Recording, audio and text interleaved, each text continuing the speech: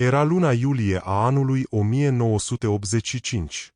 Marea Nordului, o întindere nesfârșită de apă gri și rece, fierbea sub un cer de plumb. Nava de pescuit Speranța se lupta din greu cu furtuna care o prinsese departe de casă. Valurile erau cât niște blocuri cu 2 etaje și loveau tabla ruginită a vaporului de parcă voiau să-l rupă în 2. Căpitanul Marinescu, un lup de mare bătrân, care își petrecuse mai mult timp pe apă decât pe uscat, se uita încruntat la harta de pe masă. Nu aveau nicio șansă să treacă prin inima furtunii fără să riște viața echipajului. Așa că a luat decizia singură posibilă. A strigat la timonier să schimbe cursul spre golful liniștit, un loc ferit de vânt, aflat pe o insulă pustie și stâncoasă, uitată de lume, numită Stânca Neagră. Au aruncat ancora acolo, așteptând să treacă urgia.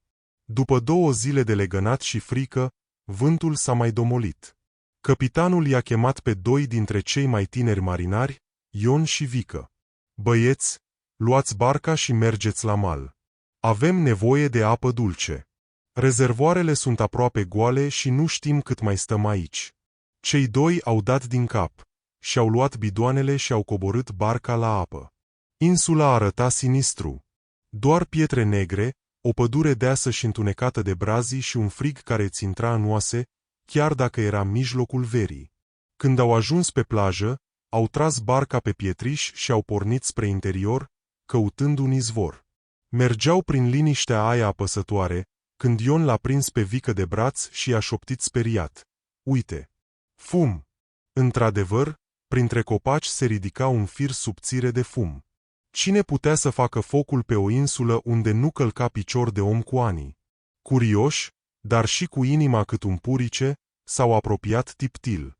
Au ajuns într-un luminiș și au înghețat de spaimă. Lângă un foc mic, stătea o creatură. Părea un urs ridicat în 2 picioare, îmbrăcat în piei de animale, cu o coamă de păr încălcit care îi acoperea fața și o barbă lungă până la brâu. Creatura stătea nemișcată, cu spatele la ei. Vică a făcut un pas în spate și a călcat pe o creangă uscată. Zgomotul a răsunat ca un foc de armă în liniștea aia. Creatura s-a întors brusc. În momentul acela, marinarii au văzut că nu era un urs. Era un om. Dar ochii aceia nu mai păreau umani. Erau reci, goi, morți. Fața îi era neagră de la vânt și soare, pielea arăta ca o scoarță de copac bătrân. Omul s-a ridicat încet. Avea în mână o suliță făcută dintr-un băț ascuțit. Ion a vrut să o ia la fugă, dar picioarele nu-l ascultau. Omul i-a privit lung, de parcă încerca să-și aducă aminte ce sunt ființele din fața lui. Apoi a scos un sunet răgușit, ca un mârâit, încercând să vorbească. "Oameni!" Vică a înghițit în sec și a întrebat cu voce tremurată: "Cine ești?" Omul a făcut un pas spre ei. 7 ani fusese mort pentru toată lumea. 7 ani nimeni nu l-a căutat. Și 7 ani a trăit cu un singur gând care i-a ținut de foame și de cald: răzbunarea. Numele lui era Andrei Stan. Fost inginer geolog. În septembrie 1978, când avea doar 28 de ani, 4 bărbați, colegii și prietenii lui, l-au scos în largul mării și l-au aruncat peste bord ca pe un sac de gunoi. Versiunea oficială a fost simplă: s-a anecat. Accident de muncă. Corpul nu a fost găsit niciodată. Dosarul a fost închis și viața a mers mai departe pentru toți. Dar Andrei nu s-a anecat. Curenții puternici l-au purtat și l-au aruncat pe această insulă pustie, unde a supraviețuit singur, fără mâncare, fără haine groase, fără nicio speranță. Iernile aici aduceau temperaturi de -30 de grade. Foamea îl făcea să delireze. Singurătatea îl aducea în pragul nebuniei. Dar nu s-a lăsat frânt. Pentru că știa un singur lucru: dacă supraviețuiește, se va întoarce și îi va găsi pe fiecare dintre cei 4. Întrebarea nu era cum a rezistat 7 ani pe o stâncă înghețată. Întrebarea era ce avea de gând să facă cu cei care l-au lăsat să moară. Să ne întoarcem în timp. Primăvara anului 1976. O echipă geologică românească, detașată în cadrul unui schimb de experiență în Nord, lucra din greu în taigea. Căutau un singur lucru, aur. Munca era grea, sezonieră, dar se plătea bine. Șeful echipei era Valeriu Rădulescu, un bărbat de 45 de ani, geolog cu experiență, uns cu toate alifiile. Era genul de om care știa să vorbească frumos cu șefii de la București, dar care își urmărea mereu propriul interes. Secundul lui era Bogdan Crăciun, 38 de ani, un tip tăcut și dur, care rezolva treburile murdare. Mai era Grigore Șerban, 42 de ani, profesorul intelectual cu ochelari, care visa mereu la o viață mai bună pentru familia lui. Și ultimul, Florin Barbu, 35 de ani, șoferul și mecanicul grupului, un om simplu, cu mâini de aur, dar care nu gândea prea mult și făcea ce îi se spunea. Cei 4 lucrau împreună de ani de zile. Erau sudați, aveau secretele lor și aveau încredere doar unul în celălalt. În echipă apare Bobocul, Andrei Stan, 26 de ani, abia ieșit de pe băncile facultății. Era tânăr, plin de energie și cu ochelari de cal. Credea în onestitate, în muncă cinstită și în datoria față de țară. Un idealist naiv. Rădulescu îl privea mereu cu o jumătate de zâmbet ironic. Știa că astfel de tineri ori se frâng repede, ori învață să trăiască zi pe bune, adică să fure și să se descurce. Timp de 2 ani, Andrei a muncit cot la cot cu ei. Nu se plângea, își făcea treaba perfect, lua probe de sol, le analiza și făcea hărțile. Rădulescu îl aprecia ca muncitor, dar îl ținea la distanță. Nu-l băga în discuțiile importante. Simțea că Andrei nu e de-al lor. Vara lui 1978. Expediția lucra într-o zonă nouă, sălbatică, la o distanță de 100 de kilometri de cea mai apropiată așezare umană. Într-o după-amiază, Grigore Șerban lua probe dintr-un râu de munte. Când a spălat nisipul în tigaie, a încremenit. Pe fundul vasului străluceau pepite. Aur. Mult aur. Mai mult decât văzuse în 20 de ani de carieră. Locul era o comoară. Dacă săpau acolo, scoteau kilograme întregi. Șerban a fugit imediat la Rădulescu. Șeful s-a uitat lung la probe. Și-a aprins o țigară și a tăcut. Apoi i-a chemat pe ceilalți 2 veterani, Crăciun și Barbu, în cortul lui. Pe Andrei nu l-au chemat. Rădulescu a vorbit în șoaptă. Am dat de o venă principală. E aur pur, băieți. Foarte mult. Ochii lui Barbu s-au mărit. Șerban își ștergea ochelarii de emoție. Dar ascultați la mine, a continuat Rădulescu. Dacă raportăm oficial descoperirea, ce primim? O primă amărâtă de la stat, o strângere de mână și poate o medalie de tablă. Statul ia totul. Noi rămânem cu munca și cu reumatismul. A făcut o pauză, privindu-i pe fiecare în ochi.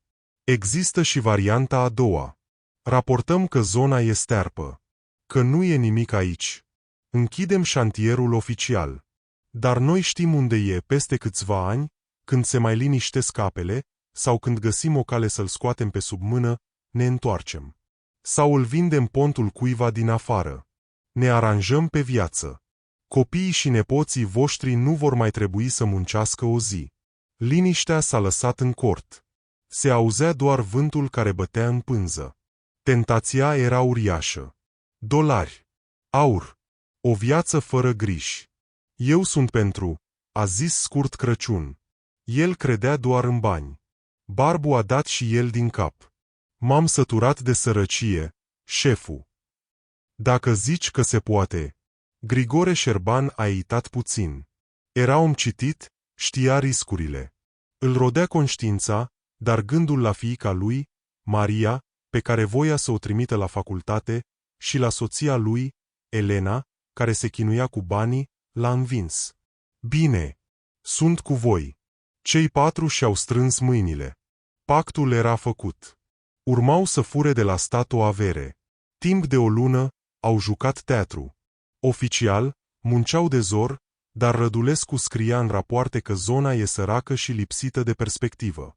În secret, însă, cei 4 adunau probele reale, pepitele cele mai mari, și le ascundeau în locuri marcate doar pe hărțile lor personale. Totul mergea conform planului. Nimeni nu bănuia nimic. Cu excepția lui Andrei. Andrei Stan nu era prost. Vedea că Șerban pleacă noaptea cu saci dubioși. Vedea cum Rădulescu și Crăciun șușotesc mereu prin colțuri și tac brusc când intră el. A început să verifice rapoartele lui Rădulescu și să le compare cu ce vedea el pe teren. Cifrele nu se potriveau. Rapoartele mințeau. A înțeles că se întâmplă ceva necurat. Că au găsit ceva valoros și ascund. Era luna august, 1978. Andrei, în naivitatea lui, a decis să joace corect. S-a dus direct la Rădulescu. Domnule Rădulescu, trebuie să vorbim. Am văzut neconcordanțele din rapoarte. Probele din sectorul estic arată o concentrație mare de aur, dar dumneavoastră ați scris că e 0. Ce se întâmplă aici? Rădulescu l-a privit lung, calculând.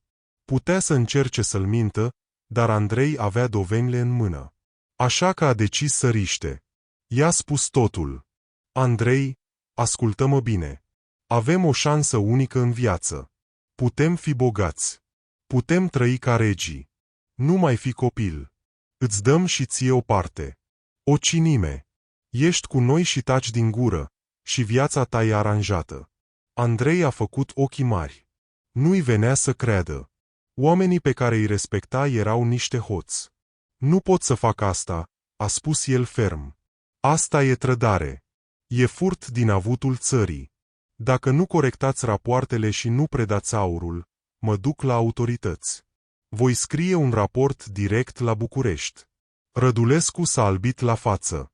Tu vorbești serios? Vrei să ne distrugi pe toți pentru niște principii stupide? Nu sunt principii stupide, e legea. Vă dau timp până mâine dimineață să vă răzgândiți. Andrei a ieșit din cort, lăsându-le pe Rădulescu tremurând de furie. Seara, Rădulescu i-a adunat pe ceilalți 3. Avem o problemă mare. Puștiul știe tot. A refuzat banii. Vrea să ne toarne. Dacă scrie raportul ăla, intrăm toți la pușcărie pe viață. Adio aur, adio viitor. Crăciun a spus rece. Trebuie să scăpăm de el. Rădulescu a clătinat din cap. Nu putem să-l facem să dispară aici, în tabără. Se fac anchete. Trebuie să pară un accident. Ceva natural. Barbu, mecanicul, a ridicat mâna timid. Șeful, mâine e duminică. Putem ieși cu barca la pescuit. Zicem că mergem după sturioni, mai în larg. Dacă cade peste bord, marea e mare. Apa e rece. Curenții sunt puternici. Accident, a murmurat Șerban, ștergându-și transpirația de pe frunte. Să pară un accident. Rădulescu a aprobat. Așa facem. Eu îl invit. Îi zic că vrem să discutăm, să găsim o soluție amiabilă. O să vină. E un prost cinstit. A doua zi, dimineața de vreme, 12 septembrie 1978.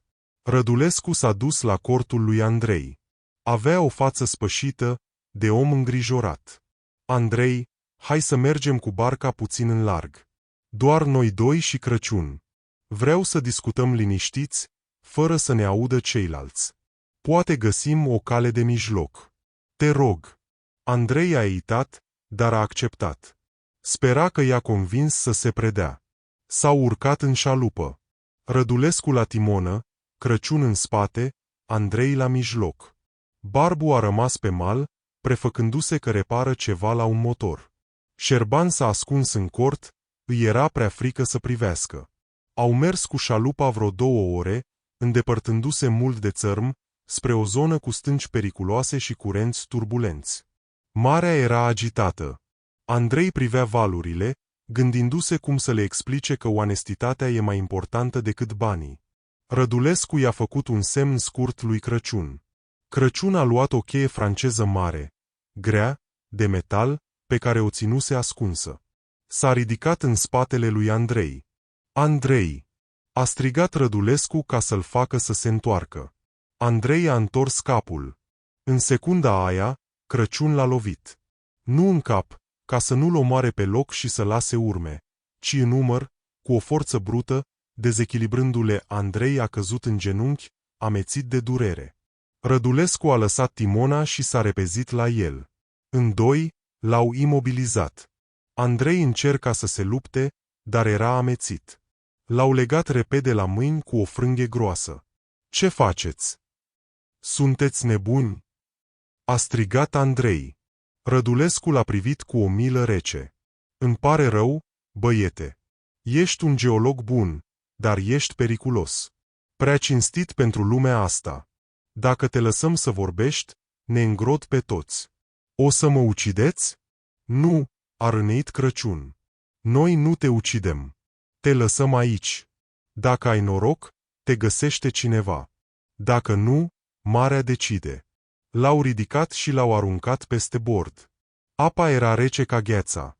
Șocul termic i-a tăiat respirația lui Andrei. A ieșit la suprafață, gâfâind, încercând să se țină la linia de plutire, dar cu mâinile legate era un chin. A văzut șalupa întorcându-se. Rădulescu nici măcar nu se uita înapoi. Se îndepărtau cu viteză maximă spre țărm. Îl lăsau în mijlocul mării, la kilometri de orice speranță. Nu! Nu mă lăsați! A urlat Andrei, dar vântul i-a luat cuvintele. Rămas singur în apa neagră, Andrei a simțit cum frigul îi paralizează mușchii. Știa că are maxim 30 de minute până când inima îi va ceda de la hipotermie. A început să dea din picioare disperat, încercând să stea la suprafață. Andrei a continuat să lupte cu apa rece ca oțelul, dar știa că sfârșitul era aproape. Mâinile îi erau amorțite, legate strâns la spate, iar picioarele abia le mai simțea. Curentul marin era însă neobișnuit de puternic în acea zi, o forță invizibilă care îl împingea spre nord-est, departe de ruta navelor comerciale. Timp de o oră, care a părut o veșnice, s-a lăsat purtat în derivă, alternând între panică și o stare ciudată de calm, ca o acceptare a morții. Începea să delireze. Vedea fețele colegilor săi, Rădulescu rânjind, Crăciun cu cheia franceză ridicată, Șerban și Barbu privind în altă parte. Apoi, miracolul. Curentul l-a izbit violent de ceva tare. Nu era gheață, era stâncă. O durere ascuțită în umăr l-a trezit din amorțeală. Deschizând ochii prin ceața sărată, a văzut o plajă îngustă de pietriș negru, dominată de stânci abrupte. Cu ultimele puteri, s-a târât afară din apă, folosindu-se de coate și genunchi, până a ajuns pe uscat. A căzut lat, tremurând incontrolabil. Era viu. Insula era pustie. Stânca neagră. Un loc uitat de Dumnezeu, unde doar vântul și pescărușii își găseau adăpost. Andrei a zăcut acolo ore întregi, până când soarele palid al după amiezii i-a mai încălzit puțin corpul. Când s-a ridicat, și-a dat seama de gravitatea situației. Era udlevarcă, fără haine de schimb, fără chibrituri, fără cuțit, cu o frânghie care îi tăia încheieturile. Primul lucru pe care trebuia să-l facă era să se elibereze. A găsit o piatră ascuțită și a început să frece frânghia de ea. I-a luat 2 ore de chin până când fibrele au cedat. Mâinile îi erau carne vie, dar erau libere. Apoi a început lupta pentru supraviețuire. Prima noapte a fost cea mai grea. Fără foc, s-a ghemuit într-o crăpătură de stâncă, acoperindu-se cu mușchi umed și crengi de brad. A tremurat până în zori, visând focul din soba bunicii. A doua zi, prioritatea zero a fost focul. Știa teorie, dar practica era infernală. A găsit un lemn uscat și un băț mai tare. A frecat ore în șir până i-au sângerat palmele. Nimic. Doar fum. A încercat din nou, cu o disperare nebună. Când a văzut prima scânteie prinzând în iasca uscată, a început să plângă.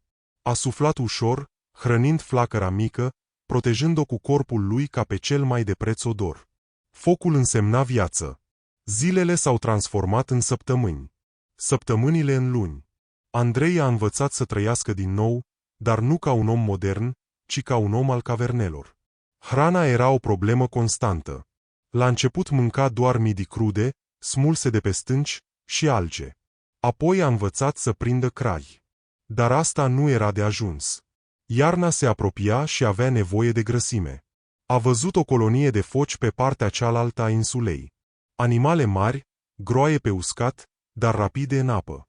Și-a făcut o suliță dintr-un lemn de esență tare, așezat și călit în foc. A pândit o focă tânără, izolată de grup. A fost o luptă scurtă și brutală. Nu i-a plăcut să o omoare, i-a fost milă de animal, dar foamea era mai puternică decât mila. A mâncat carnea crudă la început, apoi friptă pe pietre încinse. Grăsimea a folosit-o pentru a-și unge pielea împotriva gerului și pentru a menține focul aprins. Pielea a transformat-o într-o mantie grosolană. Iarna 1978-1979 a fost un test suprem. Gerul a crăpat pietrele. Andrei și-a construit un adăpost mai serios, un bordei săpat în pământ, întărit cu pietre și acoperit cu crengi și piei de focă. Acolo a stat zile întregi, în beznă, ascultând viscolul urlând afară. Singurătatea începea să-i joace feste. Vorbea cu focul. Îi dăduse și un nume, prietenul. Vorbea cu pietrele. Își imagina dialoguri cu Rădulescu. De ce, Valeriu? De ce mi-ați lăsat aici? Întreba el în gol. Și vocea lui Rădulescu îi răspundea în minte, arogantă. Pentru că ești slab, Andrei. Pentru că aurul e pentru învingători. Ura creștea în el odată cu barba. Nu mai era Andrei Stan, inginerul geolog politicos. Era fantoma de pe stânca neagră. Un vânător. Un supraviețuitor. A ținut evidența timpului scrijelind liniuțe pe un perete de stâncă din peșteră. 4 linii verticale, una tăiată. 5 zile. O săptămână. O lună. Un an. Primăvara a adus păsările. A mâncat ouă de pescăruș. A adunat fructe de pădure. A învățat să pescuiască cu o suliță, stând nemișcat ore în șir în apa rece, ca un stârc. Anii au trecut. 1980, 1981, 1982. Andrei s-a schimbat fizic. Părul i-a crescut lung și încălcit, barba îi ajungea la piept. Mușchii i s-au întărit, pielea s-a tăbăcit. Dar ochii rămăseseră aceiași, doar că acum ardeau cu o flacără rece. În tot acest timp, în mintea lui se derula un singur film, răzbunarea. Îi vedea pe cei 4 trădătorii trăindu-și viața. Îi vedea cheltuind banii pe care îi furaseră. Râzând. Uitându-le. Își făcuse un plan. Știa exact ce va face când se va întoarce. Nu voia doar să-i ucidă. Moartea era prea simplă. Voia să le ia tot ce aveau. Să-i facă să simtă frica pe care o simțise el în apa înghețată. Să-i distrugă încet. Așa a ajuns în ziua de iulie 1985, când cei 2 marinari de pe Speranța l-au găsit. Întoarcerea în civilizație a fost un șoc. Pe vas, echipajul se uita la el ca la o arătare. Căpitanul Marinescu i-a dat haine curate, dar îi veneau largi. Andrei a mâncat prima masă caldă, o ciorbă pescărească cu lacrimi în ochi. Gustul pâinii îi se părea divin. Când au ajuns în port, Andrei le-a mulțumit scurt. Nu le-a spus povestea reală. Le-a zis doar că a naufragiat cu o barcă mică și a avut noroc. Nu a menționat aurul. Nu a menționat trădarea. Dacă spunea poliției acum, risca să nu fie crezut sau, mai rău, cei 4 să afle că trăiește și să fugă. Avea nevoie de timp. Avea nevoie să afle unde sunt. A ajuns în oraș. Totul îi se părea zgomotos, rapid, colorat.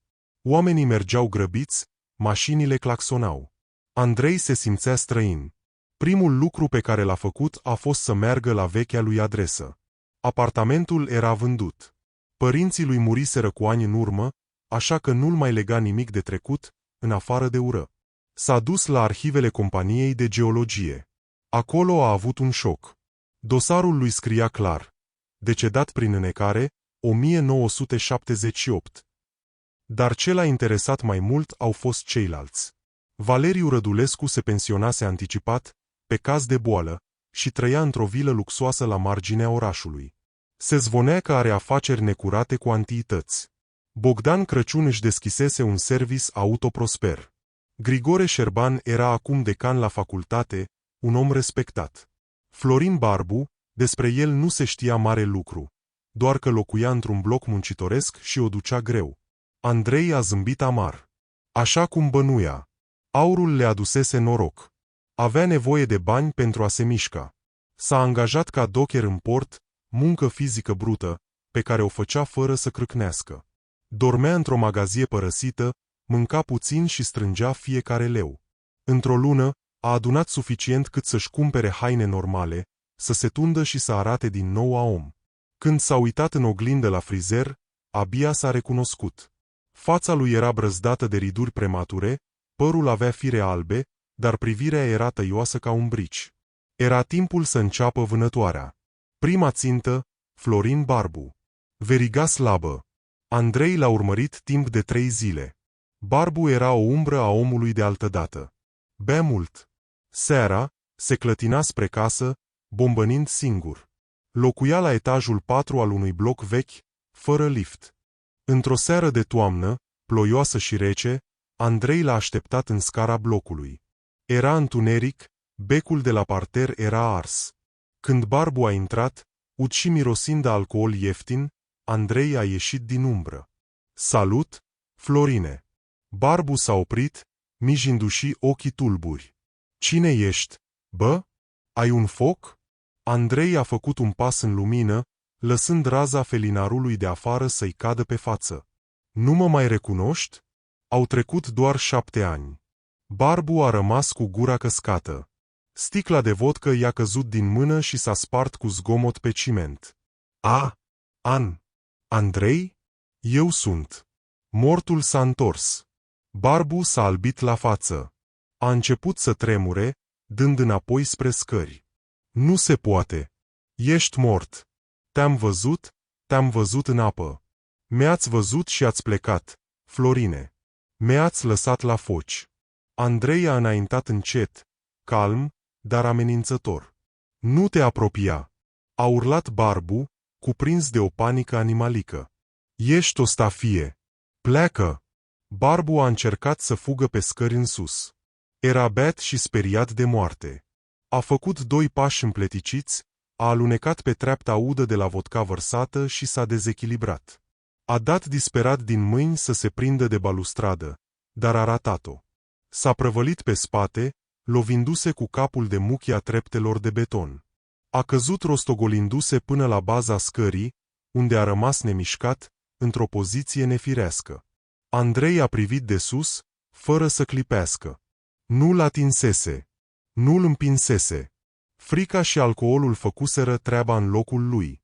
S-a aplecat și i-a verificat pulsul. Nimic. Florin Barbu era mort. Unul s-a dus, a șoptit Andrei. A ieșit din bloc nevăzut, dispărând în ploaie. Poliția a clasat cazul ca de accident casnic pe fondul consumului de alcool. Nimeni nu a bănuit nimic. A doua țintă, Grigore Șerban. Intelectualul. Șerban era o nucă mai tare. Avea poziție, relații, familie. Andrei știa că nu poate să-l sperie pur și simplu. Trebuia să-l distrugă psihic. A început să-i trimită scrisori anonime. Plicuri simple, albe, lăsate în cutia poștală sau sub ușa biroului de la facultate. În prima scrisoare era doar o dată, 12 septembrie 1978. Șerban a găsit-o și a simțit cum îi fuge pământul de sub picioare. Cine știa? Cine își amintea data aia blestemată? A doua scrisoare conținea o singură propoziție, decupată din litere de ziar. Aurul e blestemat, Grigore. Profesorul a început să fie paranoic. Se uita peste umăr pe stradă. Își neglija cursurile. Elena, soția lui, îl întreba ce are, dar el țipa la ea să-l lase în pace. A treia lovitură a fost decisivă. Andrei a aflat că fiica lui Șerban, Maria, urma să aibă ceremonia de absolvire. Șerban era mândru, urma să țină un discurs. În ziua ceremoniei, Andrei s-a îmbrăcat la costum, arătând ca un invitat oarecare.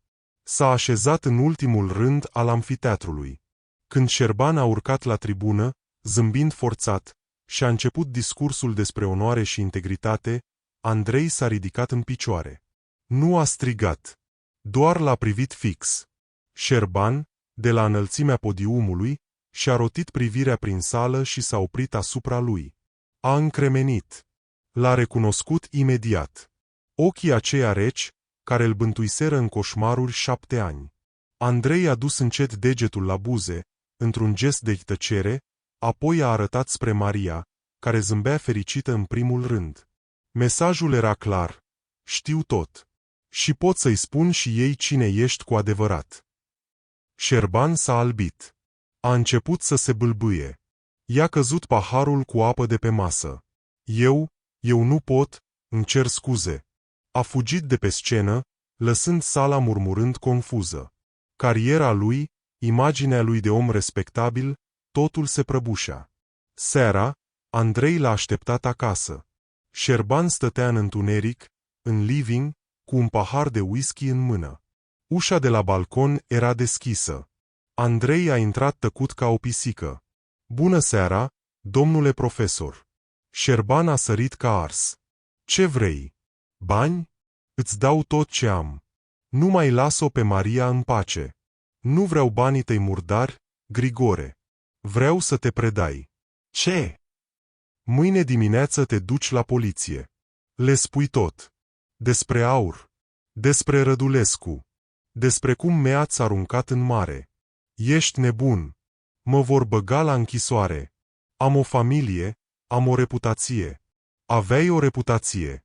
Acum ești doar un criminal care se ascunde după o diplomă. Ai de ales, ori te predai și îți salvezi sufletul, ori eu mă duc la poliție cu dovezile pe care le-am strâns. Și nu doar la poliție. Mă duc la Maria. Îi povestesc cum tatăl ei Eru și-a omorât un coleg pentru niște pietre galbene. Șerban a început să plângă. Era distrus. Te rog, altceva, orice altceva. Ai timp până la ora 8 dimineața. Dacă nu te văd intrând în secție, vin după tine. Andrei a plecat. A doua zi, la ora 8:05, Grigore Șerban intra în sediul poliției, palid și tremurând, cerând să vorbească cu procurorul.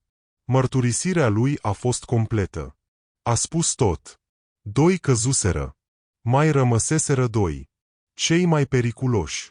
Urma Bogdan Crăciun. Durul. Omul de acțiune. Cu el nu mergea cu scrisori sau sperieturi. Crăciun era violent și nu avea scrupule. Andrei știa că trebuie să fie atent. Crăciun avea un service auto la marginea orașului, unde se zvonea că se dezmembrau mașini furate. Andrei s-a angajat acolo sub un nume fals, ca mecanic de noapte. Purta o șapcă trasă pe ochi și barbă nerasă, schimbându-și mersul. Crăciun nu l-a recunoscut. Pentru el, mecanicii erau niște unelte, nu oameni. Timp de o săptămână, Andrei a studiat totul. Unde ține Crăciun banii, cine sunt oamenii lui, când rămâne singur. A aflat că în fiecare vineri seara, după ce plecau angajații, Crăciun rămânea în birou să numere încasările și să bea cu câțiva parteneri de afaceri dubioși.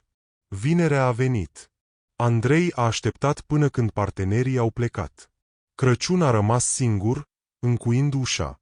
Andrei era deja înăuntru, ascuns în spatele unui raft cu anvelope.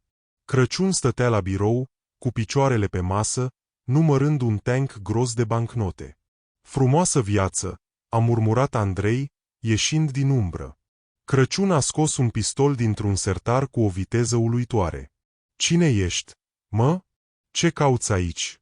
Nu trage, Bogdane. Nu vrei să zgârii mașinile clienților.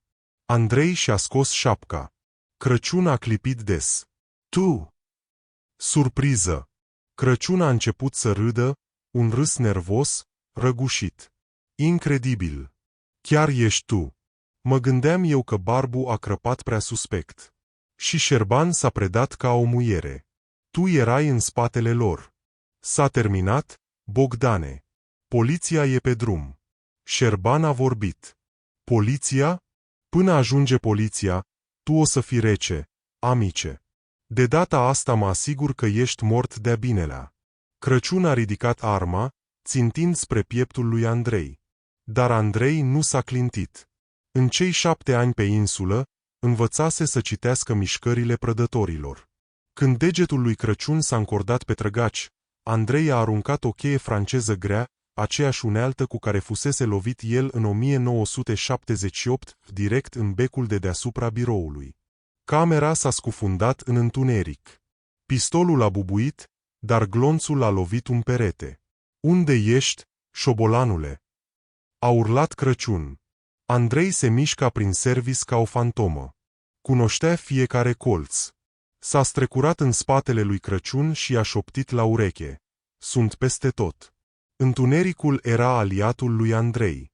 7 ani de nopți polare îl învățaseră să vadă în beznă mai bine decât orice om de la oraș. Crăciun, orbit de frica bruscă și de furie, trăgea la întâmplare. Gloanțele ricoșau din caroseriile mașinilor, făcând scântei. "Ieși afară! Te omor!" urla Crăciun, răgușit. Andrei s-a strecurat pe sub un elevator hidraulic. Aștepta. Știa că pistolul Makarov are doar 8 gloanțe. Crăciun trăsese de 5 ori. Mai avea 3. Andrei a aruncat o piatră mică în colțul opus al atelierului. Crăciun s-a răsucit instantaneu și a tras de 2 ori spre zgomot. "Mai ai unul, Bogdan?" a șoptit Andrei din spatele unui banc de lucru. Crăciun s-a oprit, gâfâind. Era ud de transpirație. Mâna îi tremura pe trăgaci. "Cine ești tu? Ce dracu ești?" "Sunt ceea ce ați creat voi." Andrei a ieșit brusc în fața lui, luminat doar de farurile unei mașini parcate afară, care băteau prin geam. Crăciun a ridicat arma să tragă ultimul glonț. Andrei nu s-a ferit. A făcut un pas înainte, calm, privindu-le drept în ochi. "Trage, Bogdan. Dacă mă ratezi, te distrug." Mâna lui Crăciun a eitat o fracțiune de secundă. Era obișnuit să intimideze, nu să fie intimidat. În acea clipă de intare, sirenele au început să se audă în depărtare. Șerban vorbise. Poliția venea. Crăciun a înjurat printre dinți, a aruncat pistolul gol și a rupt-o la fugă spre ușa din spate. Andrei l-a lăsat să plece. Știa că nu va ajunge departe. Afară, curtea era deja înconjurată de mașini cu girofaruri albastre. Când Crăciun a ieșit în fugă, a dat nas în nas cu trupele de intervenție. "Stai! Poliția! Pe burtă!" Bogdan Crăciun, durul, bătăușul, a fost pus la pământ și încătușat ca un infractor de rând. Andrei a privit scena de la fereastra atelierului, nevăzut. 3 din 4. Mai rămăsese unul. Cel mai important. Capul răutăților. Valeriu Rădulescu. Rădulescu nu era ca ceilalți. Era inteligent, bogat și conectat. Știa că Andrei trăiește. Aflase de arestarea lui Crăciun și de mărturia lui Șerban. Știa că el urmează. Dar Rădulescu nu avea de gând să se predea. Își pregătise fuga.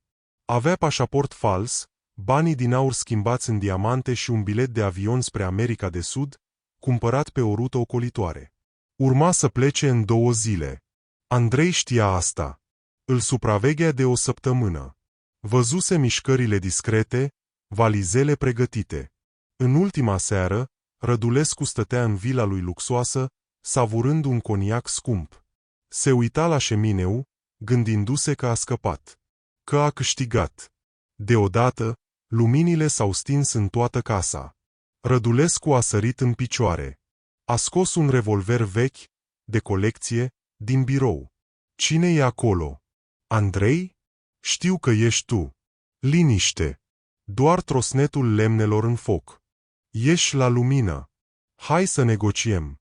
Îți dau jumătate din tot ce am. Ești bogat, omule. Poți să ai orice femeie, orice mașină." Din umbra holului s-a auzit vocea calmă a lui Andrei. "Nu vreau banii tăi, Valeriu. Vreau anii mei înapoi." Rădulescu a tras spre voce. Glonțul s-a înfipt în tocul ușii. "Nu fi prost. Anii s-au dus. Dar viitorul poate fi de aur." Andrei a apărut în cadrul ușii, cu mâinile goale. Nu avea armă. Nu avea nevoie. "Viitorul tău s-a terminat în 1978, când ai decis să mă omori pentru niște pietre. Rădulescu a râneit nervos și a îndreptat arma spre pieptul lui Andrei. Atunci o să te omor din nou. De data asta definitiv. A apăsat pe trăgaci. Click. Nimic.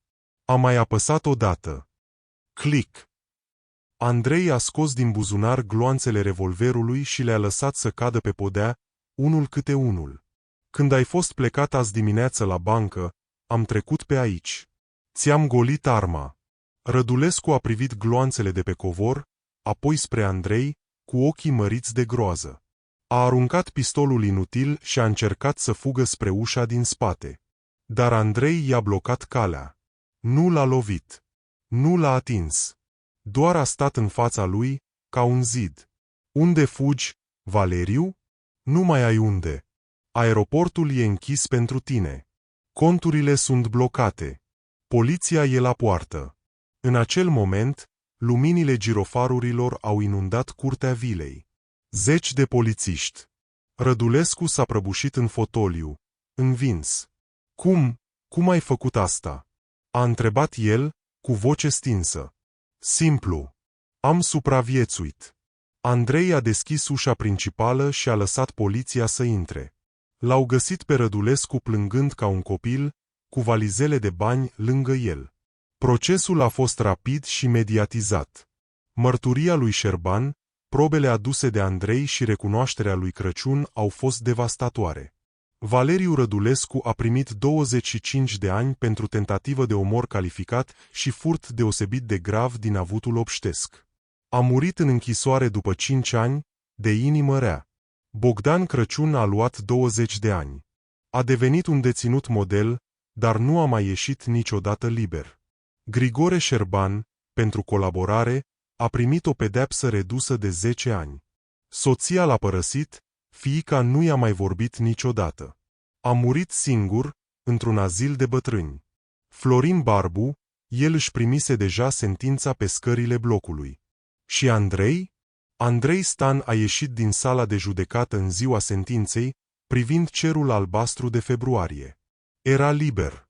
Răzbunarea se încheiase. Lista era completă. Dar în loc de bucurie, simțea doar o imensă oboseală. Cei 7 ani nu se mai întorceau. Tinerețea lui rămăsese pe stânca neagră. Femeia pe care o iubise se căsătorise cu altcineva. Prietenii îl uitaseră. S-a întors în port. Și-a cumpărat o barcă mică, de pescuit, și s-a mutat într-o casă izolată, pe malul mării. Trăia simplu. Nu s-a căsătorit niciodată. Oamenii din sat îl știau drept pusnicul. Uneori, seara, când furtuna lovea geamurile, Andrei stătea lângă sobă, privind focul. În flăcări, vedea încă insula. Simțea mirosul de mare și de focă. Și se întreba dacă a plecat vreodată cu adevărat de acolo. Poate că o parte din el, partea aceea sălbatică și dură, rămăsese pentru totdeauna pe stânca neagră, păzind o comoară blestemată pe care nimeni nu o va mai găsi vreodată. Aurul a rămas acolo, îngropat în pământul înghețat, așteptând următorul grup de proști care să-și vândă sufletul pentru el. Dar Andrei știa un secret pe care ei nu-l știau. Cel mai prețios lucru nu e aurul. E viața. Și el o câștigase a doua oară. Dacă v-a plăcut povestirea, vă rog să mă susțineți cu un like. Pentru voi este doar o singură acțiune, dar pentru mine este foarte important. Vă mulțumesc!